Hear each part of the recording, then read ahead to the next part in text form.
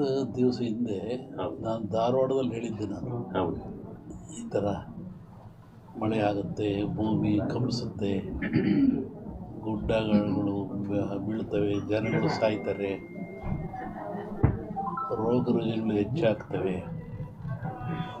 ಇದು ಇಂಡಿಯಾಕ್ಕಲ್ಲ, ಜಾಗತಿಕ ಮಟ್ಟದಲ್ಲಿ ಕೆಲವು ರಾಜ್ಯಗಳು ಮುಳುಗ್ತವೆ ಅಂತ ಹೇಳಿದ್ದಾನು. ಈಗ ಅದರ ಪ್ರಕಾರವಾಗಿ ನನ್ನ ಲೆಕ್ಕ ಇನ್ನೂ ಅಮಾವಾಸ್ಯೆವರೆಗೆ ಇರ್ತದೆ. ಅಮಾವಾಸ್ಯೆ ನಂತರ ಮತ್ತು ಬೇರೆ ಭಾಗದಲ್ಲಿ ಹೋಗ್ತದೆ ಅದು. ಒಟ್ಟಿಗೆ ಇದು ಕ್ರೋಧಿನಾಮ ಸಂವತ್ಸರ. ಕ್ರೋಧನ ಸಿಟ್ಟು ಅಂತ ನಮ್ಮ ಹಿಂದೂಗಳ ಪ್ರಕಾರವಾಗಿ. ಇದರ ಒಳ್ಳೆಯದು ಕೆಟ್ಟದಿದೆ. ಒಳ್ಳೆಯದಕ್ಕಿಂತ ಕೆಟ್ಟದೇ ಜಾಸ್ತಿ ಪ್ರಾಕೃತಿಕವಾಗಿ. ಹಾಗಾಗಿ ಪ್ರಾಕೃತಿಕ ದೋಷ ಇದು ಮುಂದುವರಿಯುತ್ತೆ.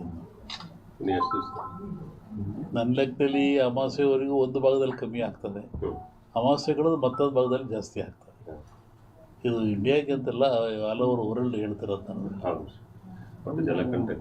ಹೇಳಿದ್ನಲ್ಲ, ಜಲಕಂಟಕ ಇದೆ, ಎಲ್ಲ ಡ್ಯಾಮ್ಗಳು ತುಂಬ್ತವೆ ಅಂತ ಹೇಳಿದ್ದೆ ನಾನು. ಇದೆಲ್ಲ ನಡೆದಲ್ಲಿ ಹೇಳಿದ 20 ದಿವಸ ಧಾರವಾಡದಲ್ಲಿ ಹೇಳಿದ್ದು ನಾನು. ಇದು ನಡೆದಿರೋದೆಲ್ಲ ಅದೇ ಅನಿಷ್ಟ ಜಾಸ್ತಿ. ಆಮೇಲೆ ಕರ್ನಾಟಕ ಪೊಲಿಟಿಕ್ಸು. ಒಬ್ಬ ಸನ್ಯಾಸಿ ತಪಸ್ಸಿ ಕೂತಿದ್ದಂತೆ. ಒಬ್ಬ ಬೇಡ ಒಂದು ಜಿಂಕೆ ಬಂದಂತೆ ಕೊಲ್ಲಕ್ಕೆ ಅಂತ. ಅವನ ಮುಂದೆ ಹೋಯ್ತಂಥದ್ದು ಜಿಂಕೆ. ಅವನು ಬೇಡ ಬಂದ, ಏನು ಸ್ವಾಮಿ ಇಲ್ಲಿ ಜಿಂಕೆ ಓತ ಅಂತ ಕೇಳಿದ. ಇವನು ಹೇಳಿ ಕೇಳಿ ಸನ್ಯಾಸಿ ಅವನಂದ, ಈ ಓತು ಅಂತ ಹೇಳಿಬಿಟ್ರೆ ಕೊಂದು ಬಿಡ್ತಾನೆ. ಆ ಕೊಂದು ಪಾಪ ನನಗೆ ಬಂದುಬಿಡುತ್ತೆ.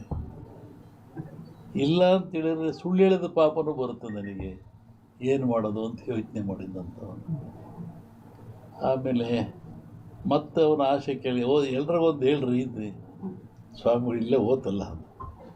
ಅದಕ್ಕೆ ಅವನು ಸನ್ಯಾಸಿ ಹೇಳಿದಂತೆ, ಯಾವುದು ನೋಡ್ತು ಅದಕ್ಕೆ ಮಾತಾಡೋಕ್ಕೆ ಬರಲ್ಲ, ಯಾವುದು ಮಾತಾಡ್ತು ಅದು ನೋಡಲಿಲ್ಲ, ಏನು ಮಾಡಪ್ಪ ನಾನು. ಕಣ್ಣು ನೋಡ್ತು, ನಿನಗೆ ಕಣ್ಣೇ ಹೇಳಬೇಕು ಓತು ಅಂತ, ಅದು ಮಾತಾಡಲ್ಲ.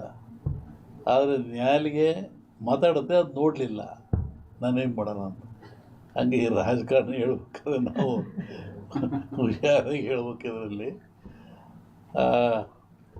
ಇನ್ನೂ ಒಂದು ಹೇಳಿದ್ದು ನಾನು 20 ಹಿಂದೆ, ಮಹಾಭಾರತದ ಸನ್ನಿವೇಶ ತಗೊಂಡು ವೀರನಾಗಿರ್ತಕ್ಕಂಥ ಅಭಿಮನ್ಯುವನ್ನು ಕಾರಣ ಎಲ್ಲ ಸೇರಿ ಆ ಬಿಲ್ಲಿನ ದಾನವನ್ನು ಕಟ್ಟು ಮಾಡಿ ಅವನು ಮೋಸದಲ್ಲಿ ಕೊಲ್ತಾರೆ ಅಂತ.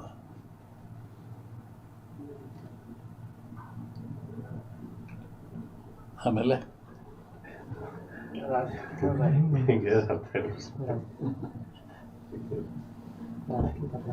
ಸಂಸತ್ನಲ್ಲಿ ಅದನ್ನ ಅಂದಾರಲ್ಲ, ರಾಹುಲ್ ಗಾಂಧಿ ಅದನ್ನ ಅಂದಾರಲ್ಲ ಸಂಸತ್ನಲ್ಲಿ. ರಾಷ್ಟ್ರ ರಾಜಕಾರಣದ ಬಗ್ಗೆ ಹೇಳೋದಾದ್ರೆ, ಅಲ್ಲೂ ಮಹಾಭಾರತದಲ್ಲಿ ಕೃಷ್ಣ ಇದ್ದ ಅಂತ ಭೀಮಿಗೆದ್ದ, ದುರ್ಯೋಧನ ಸೋತ. ಇಲ್ಲಿ ಕೃಷ್ಣ